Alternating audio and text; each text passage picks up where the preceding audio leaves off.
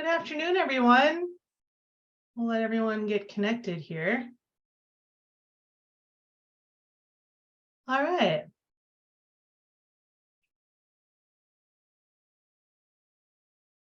All right. Happy Friday, everybody. I'm Hillary Fox. I am a co-chair of the Law Practice Management Task Force within the TIPS section. And I am here today with some very cool people to talk to you about quiet quitting. We have an expert in the field. His name is Dan Jolivet. He is a behavioral health director at the Standard Insurance Company.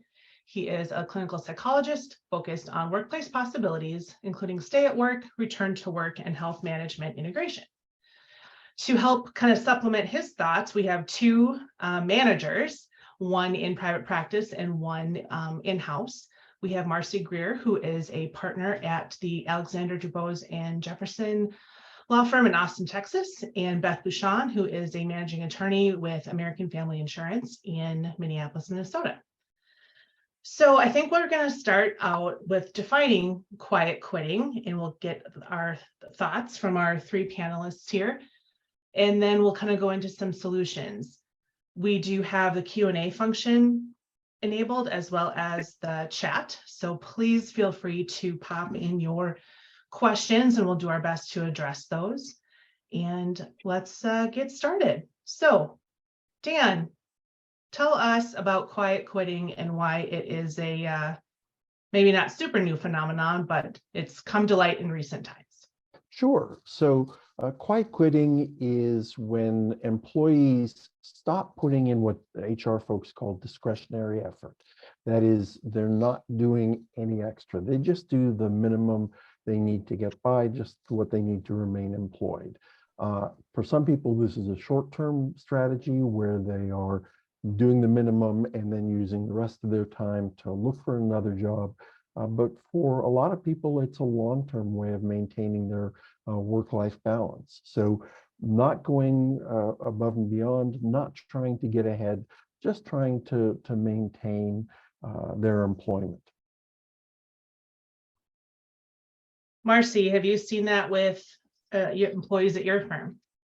Not so much at my firm, but I've certainly seen it in a lot of different contexts related. I was looking at the Gallup poll, and they're saying that 50% of workers today are quiet quitting. I mean, I think that it's really, it goes hand in hand, at least those numbers in my mind, with the effect of the pandemic and the feeling of being disconnected.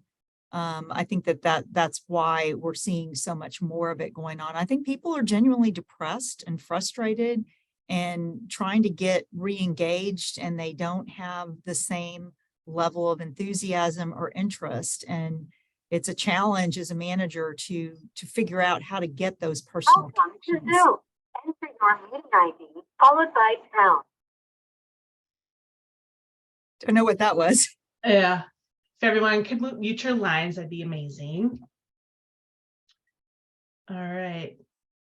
How about you, Beth? What have you seen in your organization? Well, fortunately, I haven't really observed any quiet quitting on the teams that I manage. And I like to think we've got some really good people who want to do good work, and they challenge themselves every day. But I think just in general, I think it's very difficult to do what we do and quiet quit, because we still have obligations that we have to meet. We still have ethical obligations that we have to meet. And I think the other thing too is just as lawyers, we're kind of conditioned against it. Starting in law school, and whether we're in private practice or whether we're working for a company, there is if that accompanies this work that I think in some ways we're conditioned against it. So I haven't really seen that. I have seen, though, what Marcy touched on, which is, I guess, what I would call COVID fatigue. I think employees are not necessarily making a conscious decision to embrace a new work philosophy, but what I've seen is people are tired. The pandemic, I think, was hard on people, particularly people who've had young kids and they had to homeschool and be lawyers and wear all sorts of different hats. So I've seen that more than I guess what I would characterize as quiet quitting. Dan, do you see a distinction there between, formal quiet quitting and what Marcy and Beth are suggesting is more of a fatigue issue? Well, I think it's hard to sort of separate all these things out. I pulled together some slides, and one of the things I wanted to share was that we have seen the number of quits increasing for the last more than 10 years, starting in about, I think it was about 2008, the quitting rate hit bottom, and it's been increasing steadily. It decreased in the first phase of the pandemic, but has gone back up. I think in 2021, we had about a third of all workers quit. So the quitting part of quiet quitting, I think is consistent over a long period of time. The other thing about that is that the HR folks have been talking about discretionary effort for decades, and we've seen a change in how people look at their work and a balance. And younger people today look at work life differently than older generations, than my generation or even Gen X. I absolutely, oh, sorry. No, go ahead, Mercy. I was going to say, I absolutely agree with that. I do think there's a very big generational aspect of this. And, and I struggle with it because I have 2 millennials and an even younger one.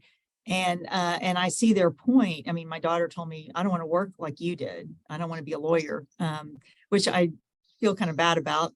Fortunately, number 2 daughter is a 2L at UT, so law. So I didn't do that badly. But I mean, I definitely hear what they're saying, and that there is more to life than just working. But we were trained that you had to work really hard to get ahead and to do the extra. And so it's a real struggle. And I think that their generation is going to define it a little bit differently.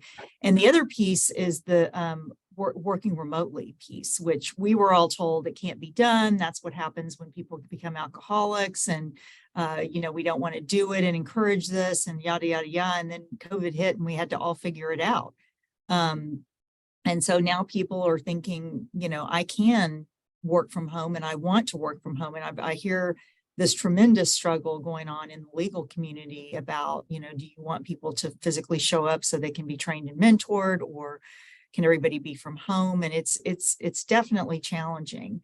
But, I think there's another phenomenon that throws into the mix, and I'd be curious to hear what Dan and Beth have seen, where people want to quit, need to quit or retire, and feel like they have to give themselves permission to do so because they, maybe are doing it too soon or whatever. And so they start to engage in not just neutral, but not self-propelling behavior, but actually, toxic behavior to kind of get themselves in a position so that they can justify quitting. And I've seen it happen several times in several different organizations. And I'm just curious if that's something that's becoming more pronounced or less pronounced. It's not talked about as much as quiet quitting, but it's a version that I think can be even more challenging.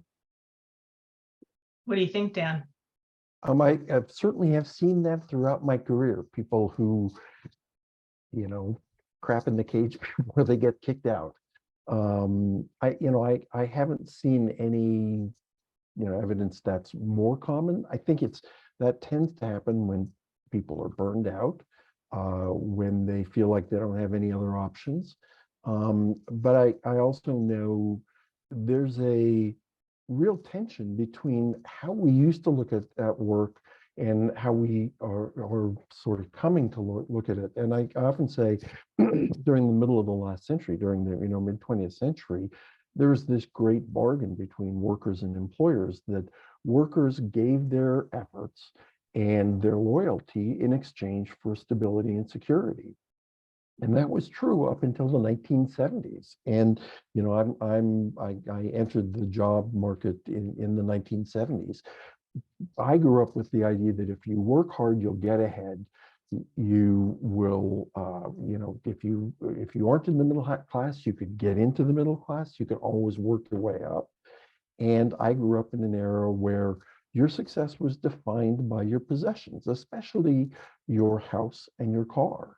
And I have a picture, and my grandfather had in his house, and my mom kept it in our house when we were kids, of a picture of my grandfather, who was a doctor, standing in front of his house with his brand new Cadillac. I think it was a 1958 Cadillac, with the guy who sold it to him. And that was like a pride of place in their house. And, you know, possessions were really important. But then, you know, 1970s, we started seeing layoffs. We started seeing the changes to the economy where wealth was being moved upwards. And as a result, the idea of security and stability from your employer, that really didn't make any sense anymore. You know, I'm a PhD psychologist. I was a chief compliance officer for a multi-billion-dollar company, and people used to say, "Oh, you have great job security," because not many people combine, you know, compliance and legal expertise with an awareness of psychology. I've been laid off twice in my career. So layoffs starting in the 70s really kind of blew up agreement. And at the same time, plenty of people work hard but don't get ahead. And probably most people know that the average income, the average American income, really hasn't budged since about 1980. And one of the statistics that really floors me is that when I was coming of age in 1989, the baby boomer generation, that was, you know, the largest group, we controlled about 21% of the wealth in the country. So people in their 30s, say 30 to 40, had about 21% of the wealth in the country. In 2020, millennials control just 4.6% of the wealth in the country. So, you know, when we talk about wealth inequality, that's really hitting younger workers more. And I have plenty of friends who say, well, kids today, they're lazy, or they're not responsible, they don't want to settle down. The reality is they have much less in the way of net wealth than older generations did. And that's driving things like not getting married, not getting a house, not having kids. It's also driving more hesitance about staying with a job if you don't feel like there's a path to a greater income. And, you know, if you're looking at another job that pays more, there's a bigger chance you're going to jump for it, because you may not get the same opportunities in your work. And I think that's one of the things that's we really struggle with, is a lot of employers still have the idea that workers should, you know, be loyal to them, and that there's sort of a bargain there. The other thing that people struggle with, managers I know struggle with, oh, I worked 70 hours a week coming up. I worked 80 hours. When I was on my internship way back in 1989, we were told, oh, you guys have it easy. I worked 82 hours a week. I had the easiest schedule of any of the interns. And the physicians, so I was a psychology intern, the physicians did call every third night. So they would do a 36-hour shift. And all of the, you know, administrators and supervisors would say, you guys have it easy these days. You know, we worked 100 hours. And that did work on you know, my generation. We still were like, oh, you know, we got to put in the time. But I don't think it works on younger people today. You know, the idea of working 80 hours to have a nice car and a big house, that is not motivating young people anymore. Yeah. So there's probably some blinders on in terms of the employers thinking that the old bargain is much more in place than it currently is. Yes, Do you, absolutely. yeah, go ahead. No, it's just agreeing. Yeah. So from the employer side, then what can these somewhat disaffected, disengaged employees do to get that message across to their leaders? What can the employees do? Yeah, I mean, is there a more effective way than just I'm going to do my bare minimum and scoot by the skin of my teeth, or is that the primary way that this message is getting across? Well, I think it really depends on the company manager. When I was a young, a young man working in corporations, I would never have shared anything personal with my managers. If I was struggling, like I got divorced in 1990, and my ex-wife kicked me out on a Thursday or something. I went to work the next day. It's like, and I had friends who had kids, and the dads went to work the next day. A lot of what drives quiet quitting and other kinds of destructive behavior is a problem with the workplace culture, where people don't feel like they can talk about what's going on. They can't express when they're struggling. There's also a sense in which people just feel like, well, they're not going to listen to me anyhow at some employers. So I usually focus on a few really significant things. First is workplace civility, making sure that people are treating each other well and treating each other nicely. Basically just basic civility has to be, in place. And I've certainly worked at companies where the boss would yell or curse or insult people. That doesn't work anymore. Basically, besides it being bullying, you're not going to get people, you don't get people to work harder by being mean to them. Another thing is, we all know from Google's research on teams that high-performing teams require psychological safety. The feeling that you can be yourself, you can admit mistakes, you can admit when you don't know something, you can share personally in appropriate ways, that you fit in and that you both aren't going to mock you or reject you. The other thing that gets a lot of press, and I think is probably harder to achieve than most of us really hope it would be, is diversity, equity, and inclusion. One of the things, I'm doing a presentation later this year about the fact that you can't have psychological safety if you don't have diversity. If you're the only person of color or the only person with a disability on a team, you're kind of the odd person out. And it's not like we have to have a perfect distribution of every team's got one of each, but you have to have a sense of people being different being okay. So diversity is crucial for psychological safety. Equity, fairness, treating each other fairly and not having favoritism. Psychological safety dies when there's favoritism. And then inclusion. You have to have a place at the table. You have to be able to share your ideas and not feel like you're going to be mocked or dismissed. And when we have diversity, equity, and inclusion, many people, have said, well, then you get a sense of belonging, which is sort of a, nice, warm, fuzzy thing. But from a business perspective, that sense of belonging really is crucial to unlocking the potential of your workers. If people feel like they belong and they matter and their employers care, they will do more. They'll offer, more of their expertise. They'll open up with ideas.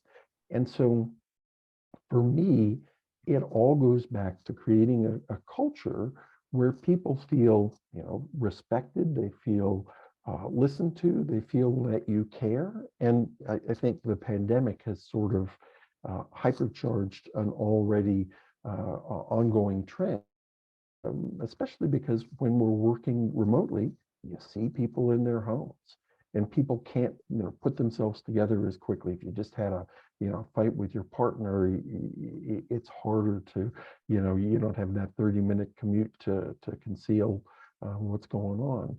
And I think we are seeing a change in terms of management, remote management, and I managed a remote team for, I don't know, a decade or something. The management skills for remote teams are really different from managing face-to-face live teams. And you end up being more of a coach and a mentor and sharing more. And there's got to be a sense of engagement and caring. Otherwise, people don't see why they should, put in the effort, and particularly younger people. It's kind of like, well, why should I exert myself if they don't really care about me? That's fair. Can you say more about what some differences you see in terms of managing remote teams versus hybrid or in-person teams? Sure. So one is you have to really work hard to capture all of what is going on. When you're with someone, literally in their presence, we know from literal, they've done brain scans when people are together, and we pick up a tremendous amount of information non-verbally. Just being in someone's presence, seeing their gestures, hearing the voice tone, everything, really we're able to grasp a lot that isn't said. That gets lost in Zoom. And in fact, there are studies to show that our work significantly harder to capture nuances when we're on Zoom. And if you're not consciously and purposefully focusing on it, you can miss some of the things like affective cues, how someone's feeling. You can miss, if you're on just on a audio call, you miss their gestures and their facial expressions. And it's harder to be on Zoom. Zoom fatigue is real. It takes more of our brain capacity. It takes more effort. So you've got to focus more on that. At the same time, you also have to express more. If you want people to connect with you via Zoom, you have to do things like looking at the camera, being on camera at least part of the time, being more open about yourself. And I think everyone I know who manages people has found that they really need, when they're on Zoom or managing people remotely, they need to be more transparent about their lives. And many of my colleagues and friends have said they have shared in an appropriate way the ways the pandemic's been difficult for them.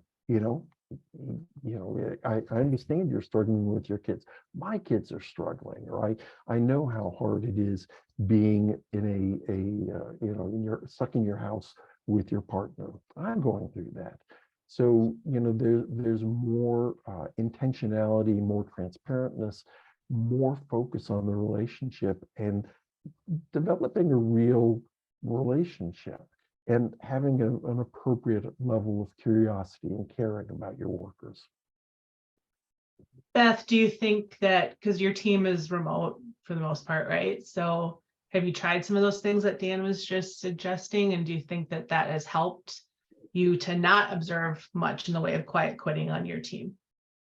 Yeah, I mean, I will say that our approach to managing remotely has evolved over time. We've tried different things and experimented with different things just to see what the most effective methods are. I know that, now that it's safer to get together in person, we try to do that on a monthly basis, just to be in the same space with one another. One thing that I've found throughout this process is that I have to have more interactions with my team, because their connection, I really am kind of their connection to the company, right? their connection to their work. And that's what I think I've learned as this process has gone on, is that I have to have more of those connections with folks to keep them connected to their work and keep them connected to that overall purpose and mission of the company. And so that's something that I've really increased as time has gone on. Nice. How about you, Marcy? And with more in-person interactions with your team? So we have, we're a smaller firm, so we have a little bit more flexibility on that. And so I've kind of let people decide how they want to work for the most part. I mean, we have to have somebody in the office helping make sure the trains all stay on the tracks. But for the most part, the lawyers and most of our staff can choose whether they want to work remotely or in the office. And interestingly, we've had most of our admin team has worked remotely even before the pandemic. So we've kind of learned how to do that. But definitely during the pandemic, I think we saw exactly what Beth is talking about, this the importance of needing that personal connection and trying to do not just the team meetings, but also the individual outreaches and check in on people and form that connection. Because I really think that's the whole key to all of it, the quiet quitting, the toxic behavior, all of it is you want to feel like you matter. And Dan summarized it beautifully. You've got to have psychological safety and you've got to feel like what you're doing matters. And I think the why you're doing it has changed, definitely generationally and over the past few decades. Money's not enough anymore. And although people say they're leaving for more money, if they felt validated in their job and felt like they were contributing and they were belonging, I think they would stay. And so I really try to look for opportunities if someone is feeling disconnected to reach out to them individually. And in person is always best. I mean, there's just no substitute for in person because I think you can express more and they can come away with more in person. But sometimes that's not possible, so I agree with the smaller outreach and the bigger. A lot of pressure on bosses and management, and that's something that has to be navigated. I was kind of interested in something I read in Gallup, that the flip side of quiet quitting is quiet firing, and that bosses are kind of doing the passive aggressive thing the other way around and not investing in the people that they think maybe should move on. And I think that's a big mistake too, because I'm a big believer in giving someone a second chance with constructive feedback. I think I've seen so many people turn around that way. And sometimes it's not possible. It's a toxic situation, but if it's an underperformance issue, it tends to be that the person is feeling not validated, not important, somewhat disassociated. And by giving them specific things to do and an opportunity to change it, that can be very powerful to see that kind of turnaround. So those are just some random observations as we move through the process. And to build on that, when you said money is not the big motivator it used to be, that's absolutely true. Younger workers tend to be more focused on, things like life experiences, having good vacations, having good work-life balance, spending time with their kids. When I was a kid, I never saw my dad during the week because he was working. So there's, change in terms of what we consider success.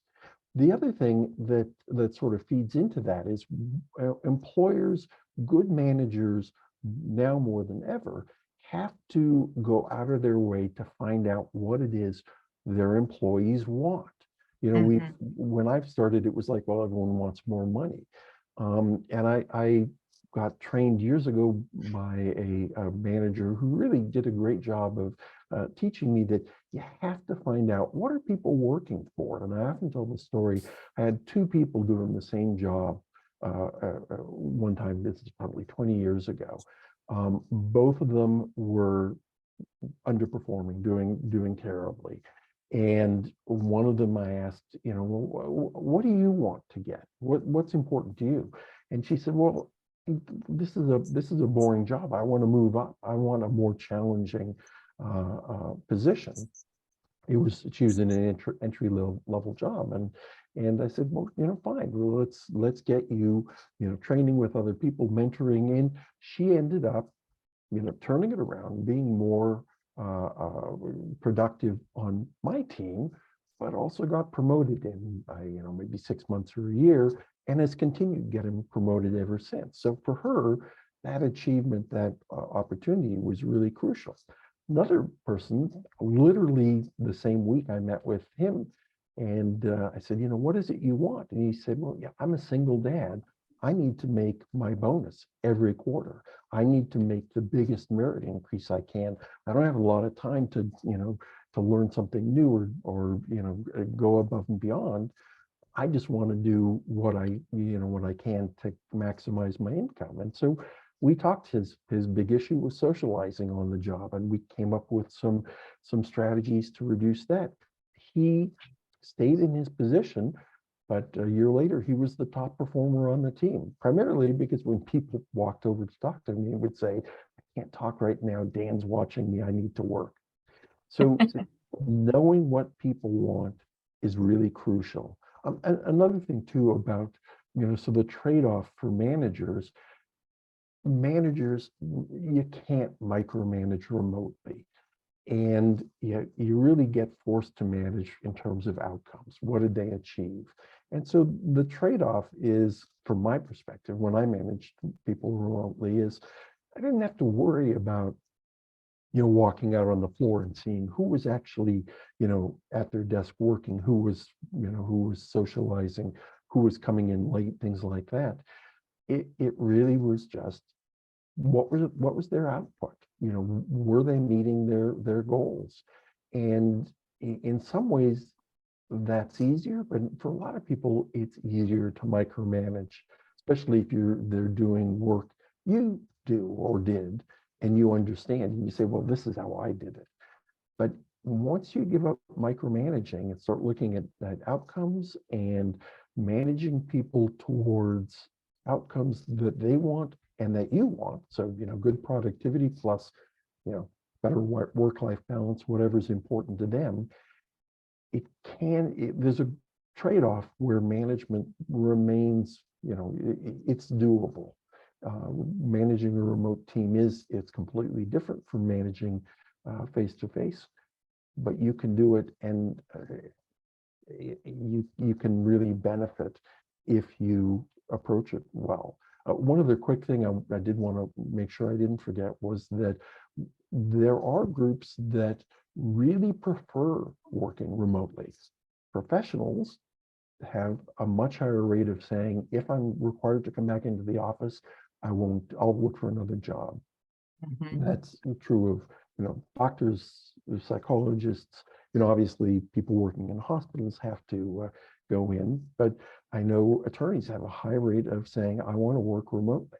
Surprisingly, underrepresented groups, so people who are Black, Indigenous, people of color, Asian Americans, there is clear evidence that they often prefer working remotely, and they feel less, they report feeling less sort of outside of things. They feel less excluded when working remotely. And that, at least to me, is really surprising. But there's been a series of studies that have really shown that for underrepresented people, and I believe the same is true for women, working remotely is preferable because they don't face the same kind of, for what lack of a better word, I would say microaggressions or stereotypes or stigma or whatever. That working remotely has a beneficial aspect for underrepresented people that someone like me probably doesn't experience. I think that's right. There's something equalizing about everyone has their little Zoom box and they're all the same size, as opposed to, people taking up more or less physical space in a conference room, for example. I think that's right. So Dan, if I'm hearing you correctly, there's a lot of technique or, aspirations that a manager could work towards with the establishing psychological safety, making sure everyone is feeling included. Can you talk, and maybe Beth and Marcy can talk about some strategies, but I think a big part of the issue is that, the whole TikTok meme of, boomers versus millennials. And I'm a Gen X, and, we're used to being ignored, so that's fine. Keep ignoring us. We like it that way. And then we have, Gen Zs are really getting into the workforce now. So how do we learn to all speak each other's language? So I'm on the cusp of Gen X, so it depends on how you define it. And I'm really a child of the 70s, and I feel like the children of the 60s never let go. So, I think the main thing is adapting a mindset of humility and curiosity, trying to understand, the people of a different generation. One of the things I am very aware of myself. So growing up, my dad listened to classical music. My mom listened to big band stuff from, the 40s. I listened to rock and roll, and in the 70s, I was a punk rocker. And my parents never had any interest in anything I listened to, the comedy I liked, the books I was reading, things like that.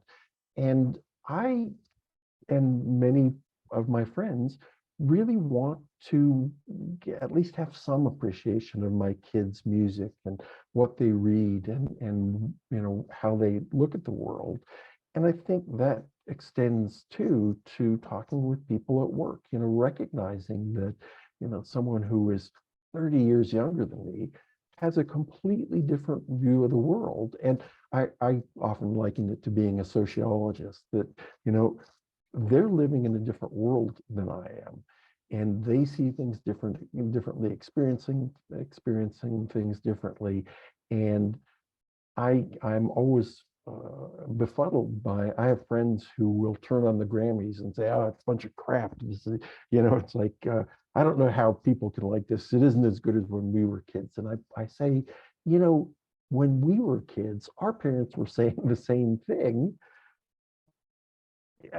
I don't understand how we can, sort of make the same mistake our parents did and not listen to and pay attention and, reinforce the generation gap. I mean, it's hilarious to me that the generation gap was something in the 60s where the kids of the 60s realistic and they weren't going to sell out and they really were going to make a difference. And then look at them now. There's not much new under the sun, is there? Yeah. But I think if you approach it as, I'm examining a different culture, I'm learning about a different culture, which is, to be honest, what I have done when I'm working with people.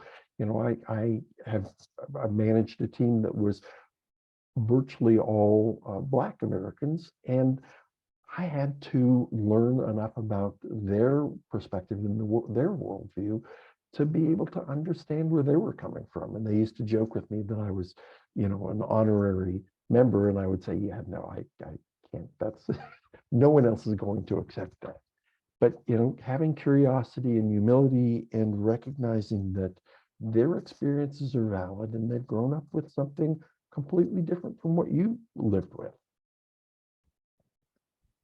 Marcy, how about in your firm? Do you feel like the boomer leaders have the humility to accept what your Gen Z and millennials are trying to tell you? It's interesting. We don't have a lot of Gen Z and millennial. I mean, we don't have any Gen Z, and we have a few millennials because we're, boutique firm, so we're structured a little differently. And so most of us are, I'm totally with Dan. I'm listening to everything you say. And I'm like, I think we had the same family growing up. But I'm, since my dad was in World War II, I think technically I qualify as a boomer, even though I was born in 65. Okay, I've just dated myself. Anyway. You're a youngster. But I do think there's a lot to be learned. Like, we have a new associate at our firm who's absolutely fabulous. And I realized that she's the same age as my daughter. And that was kind of like, wow, I really think of her as a colleague and someone who I welcome her input and insights, and I learn from her. And I think that's the real key. Just like I think being a parent is a very humbling experience, but you also learn that you really don't know everything, and that there's a lot that is important to listen to. So I've really been trying to use my listening ears and be more engaged in finding out more about them and what they're thinking and how they're approaching the world. And it seems to really make a difference. I just think it's, again, goes back to that personal connection, to being able to have a conversation with somebody and relate to them. And even though I like classic rock as much as Dan probably does, and but sharing books and stories and movies and music and things like that, I think it's important, because those are the connections that I think we lost during COVID. And we're kind of forced in the Zoom room. It's not quite the same. I mean, it's, as you were pointing out, the inclusion issue is better with Zoom because the microaggression opportunity is lessened and everybody's kind of in the same room. So playing on a more enlightened field, but then the things happen, but you also miss those conversations in the break room where you find out, oh, wow, I didn't know you like Bruce Springsteen, great. And those kinds of conversations are getting lost. So we just have to really pay attention to understanding that world and not writing it off and saying, oh, well, I want to go back to my comfort zone. And it's hard. I mean, I want to go to the comfortable music that feels like putting on a pair of old jeans, or better yet, sweatpants, and being in my comfortable place where I'm the familiar. But you also have to get excited about what the new generation is bringing, even if they're not, even if they're boomers too. Yeah. Beth, you work for a large organization. I'm guessing you probably, like mine, put out, some kind of culture and engagement survey a couple times a year. How is that received, and is the feedback taken, and do changes get implemented based on those results? Oh, really good question. And there's so many ways, so many directions I could go with that answer. We do have engagement surveys. I think that those are dealt with, at a unit level, but also just collectively at an enterprise level as well. And I can only really speak to, at my level. We certainly take heed to the responses that we get on those engagement surveys, and we certainly meet with folks and try to delicately dial in to what's driving some of those responses so that we can address them. And I think that's very tricky. And a colleague and I were just addressing that this week, but I think if the big thing is something that Dan already touched upon, and that is psychological safety. And that is, I think, just huge. It's creating that space where employees feel comfortable enough to have an honest dialogue with you about what's really going on. And if you don't have that, I mean, I think curiosity is very important, and we can certainly be curious, but if they're not willing to share with us what's driving them, what's motivating them, what's driving their responses, then it's really difficult to reach them. So yes, we deal with them, I guess, like I said, on a unit basis, but collectively, I do think that the organization responds to those too. One thing that I think that my organization has been really good at is dialing into what employees' expectations are, and trying to strike a balance between meeting the needs of the company and yet changing its approach to its employees too, to address new attitudes and philosophies toward work, right? Because we've got to get a job done, but we also need to have our employees show up and give their best every day. And I think that at least my organization has been really good at adapting. It has changed considerably, and probably for you too, Hillary, for when you started working for insurers as well. Our approach to work has really changed Definitely. tremendously. We're much more flexible. There's a much more flexibility built into work than ever before. And I think that helps people to achieve that work-life balance that some people are trying to achieve through quiet quitting. And I think that helps kind of address that. So that's kind of a long-winded response to your question. But yeah, I do think we respond to those engagement surveys, and I do think we adjust both at a local or smaller unit level, but also more big picture as well. Yeah. But you're right.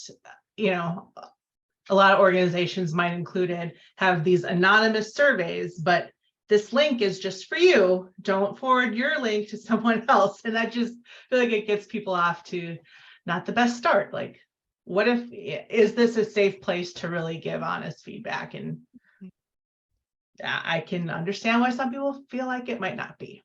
So, If I You know, could- one thing that I've noticed that we've done that has been very helpful, Beth is kind of articulating the same thing, is to become a whole lot less vertical in our organization and a whole lot more horizontal. And we've started this was actually a suggestion of one of our paralegals to have what we call the innovation conversation once a month. And everybody's invited, anybody in the firm, and we have a mix every time of lawyers, non-lawyers, and we talk about, you know, we just throw out things, you know, this has been a problem, how do we fix it? And it's been amazing how empowering I think it's been, and I've learned a lot about things that we can do better, you know, for everything from, should we start accepting credit cards and how does that look? And, you know, how can we, and then the admin team would say, oh, and we can set it up so that we can put it in with the engagement letter and, you know, and send it out with the bills and, you know, how it all interlinks. And something as simple as that can make a big difference. And just how everybody brings it to the table and feels like they've been heard. right. And they now have some ownership and feel like they contributed meaningfully to process how we run our business. Exactly. I mean, I think it's a big, big oversight and a wrong oversight to think that only the lawyers in the organization know what's going on and need to know what's going on, and everybody else should just carry out orders, because a lot of times you get great input and great insights. Right. Which is why this task force exists, because some lawyers are not very good at running a business. So we try to help out where we can, right? So in terms of kind of how to go about this, tell me, I'd like to hear from all three of you what you think about the best way to sort of reach out and engage them without being, without making it weird. Do you know what I mean? I'm not articulating this very well, but while maintaining your authenticity, like, is it condescending to go to a younger millennial and like, I'm trying to engage you. Do you want to put on a presentation about how to convert a PDF for the boomers? I don't know if that's going to be the best way to do it, if that's going to be well received. Like, what should be the takeaway for our audience here today about ways to authentically try to reach these goals? If I could derail for just a minute, there was one other thing I really wanted to share. Absolutely. I think that's a great question, but I want to make one other point. I'm sharing a graphic from a study I did, helped at, which is, we know that younger workers are doing worse than older workers. And this is from a 2020-2021 survey. We found that baby boomers psychologically were doing just about the same as they were prior to the pandemic. 22% said they were struggling, 23% prior to the pandemic, so no change. Gen X, 36, so more than a third of Gen X people were struggling in 2020. Millennials, 59%, almost 2/3 of millennials said they were struggling with mental health issues. Gen Z, 71%. I mentioned this to my daughter, who was 16 at the time. And I said, what percentage of your friends would you say are struggling psychologically? And she said, 100%. I said, yeah, sweetie, nothing's 100%. She said, okay, 99%. I said, we found 71%, which is awful, from my perspective. She said, people didn't tell you the truth. And so we know, and there's been research for a number of years, the Blue Cross Blue Shield Association has been finding for the last, I guess, about 5 years, younger workers have worse physical health, worse psychological health. They're struggling more. So I just don't want to lose that part of it as well. Younger workers are struggling psychologically. They also expect more from their employers. They're more open about their psychological troubles, but they also expect more to be met with stigma and stereotypes. And they're less aware of employer-sponsored benefits and don't know who to ask for help. So, it's a mix of not feeling well, but also not knowing what to do about it. So I didn't want to leave that because I think that's really crucial to this discussion as well.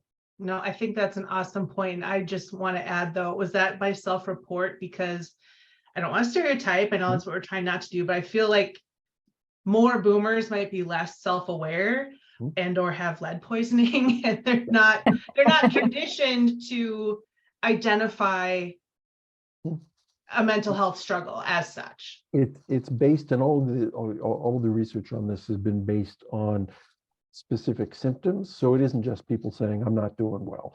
And the Blue Cross Blue Shield Association has been doing these surveys since I think the late 1940s. So they've been asking the same questions for decades. And they've been really raising an alarm for the last probably 5 years, saying that millennials and Gen Z are not doing well, and we need to attend to that. Fair point. All right, in our last few minutes, what's everyone's best tip or trick for authentically reaching your employees to get the best out of them? Right, I've already shared mine, which is, be curious, ask what's important to them. Beth or Marcy? Sure, I think that it's important to create a culture, I guess, that is mission focused and that provides purpose for people, whether that is your organization, that has its own personality, its own purpose, whether that's a law firm, whether that's a company. But you have to create some purpose behind why it is that you're showing up every day and who you're serving, and a common understanding of that. And I also think you need psychological safety. People have to feel safe enough to express their opinions, to tell you when something's not working right, or to come to you when they're struggling so that you can help them. You can't fix a problem that you don't know about, and people aren't you're not going to know about a problem if people don't feel safe enough to come to you with it. Until it's gotten so bad that you can barely fix it. Yeah. Right. And I think that, psychological safety covers a whole host of things that Dan was talking about. It embraces a diversity inclusion aspect too. You feel like they have a sense of belonging. And I think that the way you reinforce these things is through those interactions, through those personal relationships that you develop with your teams. So it's a handful, but that's kind of in a nutshell where I see it. No, I love it. Marcy? So I agree with everything that Beth said, and Dan as well. I mean, I think that it's all about feeling that sense of purpose and belonging, and figuring out what it is that makes that person tick. And it's amazing how much you don't know until you ask a few questions. And you don't have to ask probing, personal, invasive questions. You can just ask, I always try to keep a list of safe questions, and a lot of them can be mission focused, like where do you see you want yourself to be? I mean, I'll be honest, people make these 5-year plans for themselves, and those who can execute and fulfill on it, I'm always amazed, because my life has never been linear. It's always been it's a jungle gym. It is a jungle gym. Cheryl, who's the Facebook lady? That's from Lean In. Sandberg. Hamburg. Mm-hmm. Yeah. It is a jungle gym, and I think that being open to other opportunities is always important. But I just think being curious, but in a way that respects their need for psychological safety, and finding out something in common. There's always a way to find something in common. And in fact, I have to say, one of our paralegals just sent me. I have to. Oh, Because she found out that RBG is my Shiro and we share that in common. I didn't even know there was a little golden book, but I mean, just the fact that she took the time to put it in the mail to me, I mean, it means a lot. So I think finding those commonalities that make us human, because at the end of the day, we're social creatures. And I think if the pandemic has proven anything, is that we desperately need that social connection. And we've got to figure it out. And to the extent you can do it in person, I think that's a priority, but certainly trying to find and make the time. Right. Meet people where they are. Meet people where they are. Literally and or figuratively, but yeah. Well, this was a really great discussion. Thank you three so much. We have a few more minutes. If anybody from our esteemed audience has any questions or comments. Hello. Hi, Lauren. Hello.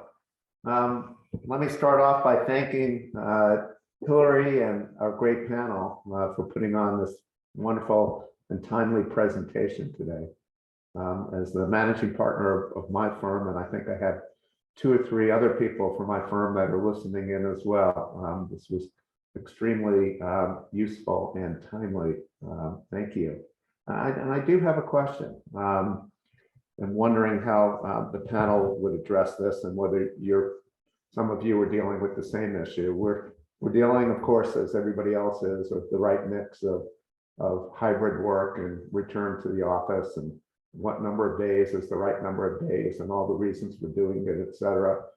And one of the things that is coming up is we're asking questions, and we've done surveys, and you know, we're listening to what people are saying, is that some of our non-lawyer senior staff have asked to be exempted from returning to the office on the basis of their longevity with the firm and their commitment to the firm, and the fact that, you know, they're very productive because they've been, you know, with the firm for a long time. And we're struggling with the pros and cons of that. You know, on the one hand, we want to honor and respect their longevity with the firm, and you know, show how much we appreciate that, and that we're listening to them. At the same time, it feels in some ways that they're the most important people to have back in the office, because they are the most experienced. They know the firm culture pre-COVID. They have answers to so many of the questions that the newer people have. And so we want to find that right mix. We want to honor them and respect them, at the same time, you know, deal with what's best for the firm overall. And wondering if you all are dealing with that sort of dichotomy, and whether you have any thoughts of how to address it. Well, I can say, from my perspective, it's really crucial to look at each person as an individual and understand, you know, their particular situation. And I always ask myself, you know, well, where's the break-even point? You know, if I hold this line, am I going to lose this person, and would that be worth it? The other thing is to really engage in an interactive process where you share, you know, this is why we want you back in the office, your longevity, your wisdom, you know, things like that. And see if you can't find a path that works for everyone. I like it. I think that's right. It's tricky because people do feel that longevity is supposed to give them, you know, privileges, but those can be abused, and you have to be really careful about it. And as you say, you know, one of the greatest benefits that someone with longevity has is being around helping share the culture, helping the new people understand why they've been there so long, et cetera. So it's tricky. I think with all of these issues, there's no one size fits all. It just really is going to depend on what the needs are. But I think one of the tricks is really probing deeply as to what the real needs are. Like there are a lot of superficial needs that are given to justify treating people differently. And, some of that may involve some unconscious biases. So you've really got to struggle with that and make sure you're trying to be as fair as possible. But that said, like for example, if I remember hearing that one person wanted to have a certain work schedule, this was before COVID, and they said, well, but you're an estates lawyer, and sometimes you've got to be in the office so that when the clients come in, they can notarize and sign because we've got to have a notary present. Well, now we've figured that out with remote notaries, which I don't know if y'all have used it, but it's pretty great when it works. But so we inviting them to the conversation and being transparent about what the challenges are and how would you address these so that it's a joint effort and kind of coming to a solution. Yeah, and I think just to add to that too, is once you've probed a little bit, to try to isolate what the issues are that you think can be remedied by having that person in the office as opposed to remote, look for creative solutions too. I know I'm in a company, so our situation's a little different, of course. We don't have billable hours, for example, that, or would be a concern in a private firm, but I know that, we have roundtables, right? And I've got some employees who are baby boomers who are very experienced attorneys and frankly don't need any assistance. And I have millennials who are newer attorneys and don't have significant trial experience. And I remember when we started these roundtables, we got some pushback from some of the more experienced attorneys because their thought was, why do I need to be there? I don't need assistance with anything. And our response was, because other people do need your expertise. Mm-hmm. Everybody benefits, right? And so I think if you can create kind of that a benefit for both sides, maybe that's striking a balance somehow. That's something that you can look for too, is a solution that creates benefit on both sides. Fantastic. I appreciate. We are a little bit over time, but any other questions from anybody? Hi, Rich. Rich is my esteemed co-chair of the Law Practice Management Task Force. No questions. Sorry, I was just jumping on to say thank you. All right. Well, we really appreciate everyone's time and attention today. So on behalf of the Law Practice Management Task Force, the Employee Relations Committee, and the Staff Council Committee of TIPS, thank you so much. We hope this was helpful. And please let us know if there are any topics you would like us to present upon in the future. Thanks, very special thanks to Dan. We really appreciate your expertise and your great contributions to this really important discussion. And thanks as always to Marcy and Beth for their contributions as well. So Thanks hope everyone has a wonderful weekend. You too. And thanks right. for inviting Bye. me. Thank you you, all. Hillary. Thank you. Appreciate your leadership. Thanks, so much. everybody. Have a Bye-bye. great weekend. Bye.